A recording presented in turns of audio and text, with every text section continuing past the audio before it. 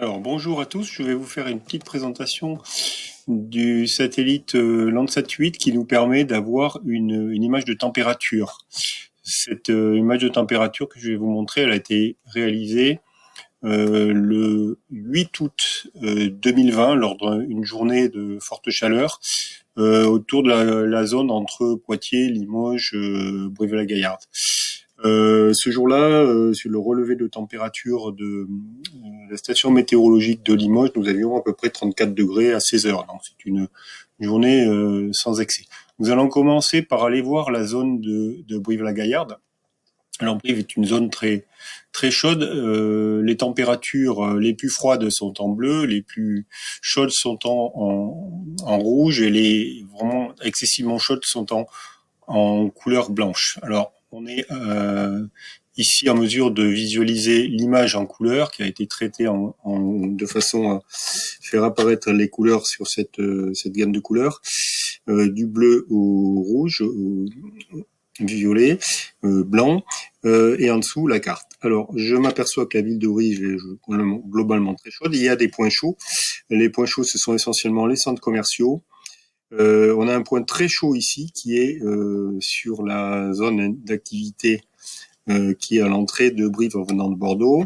Et je m'aperçois qu'ici, on a une usine qui est l'usine intitulée Blédina. Alors, on va relever la température. Là, on est sur du 52 degrés.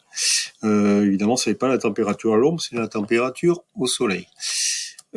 Toutes les zones commerciales ici sont très chaudes. La rivière, la Courrèze, qui rafraîchit un petit peu. Le centre de Brive avec des hétérogénéités, des petites taches rouges et jaunes. Ici, une zone très chaude, c'est également un centre commercial au niveau des cinémas. Ici, le stade de Brive, le parc des sports.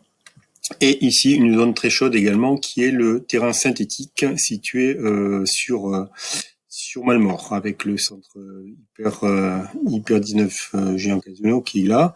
Dès qu'on sort, on a des zones plus fraîches, avec notamment ici la ville de Tulle, qui n'est pas si chaude que ça, qui est un petit peu plus nuancée. Et puis des zones très fraîches ici sur les alentours de la Dordogne, avec le barrage du Chastan. Là, on est sur des températures au niveau de l'eau qui sont de l'ordre de 25 degrés. Si on monte sur un petit peu plus haut, Saint-Martin-la-Méange, j'atteins quand même les 40 degrés ce jour-là.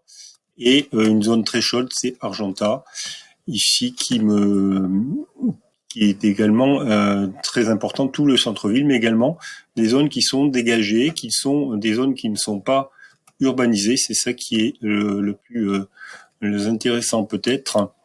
Toutes ces zones qui sont des zones sans végétation, qui atteignent des températures très importantes.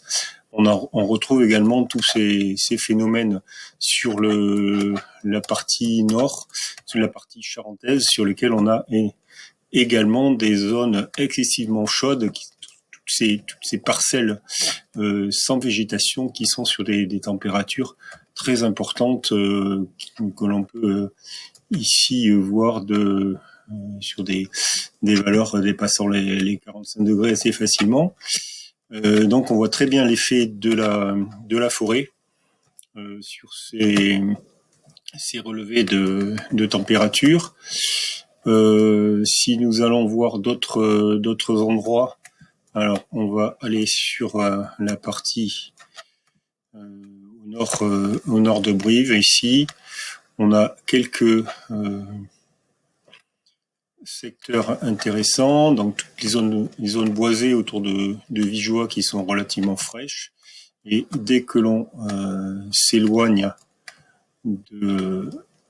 des zones boisées, on a systématiquement des valeurs très importantes qui apparaissent. Donc on voit très bien l'effet de température lié aux forêts, qui est un fort potentiel de rafraîchissement. Voilà, ici une zone qui est une zone simplement de culture, qui est sur des valeurs très chaudes, donc absence de Absence d'arbres,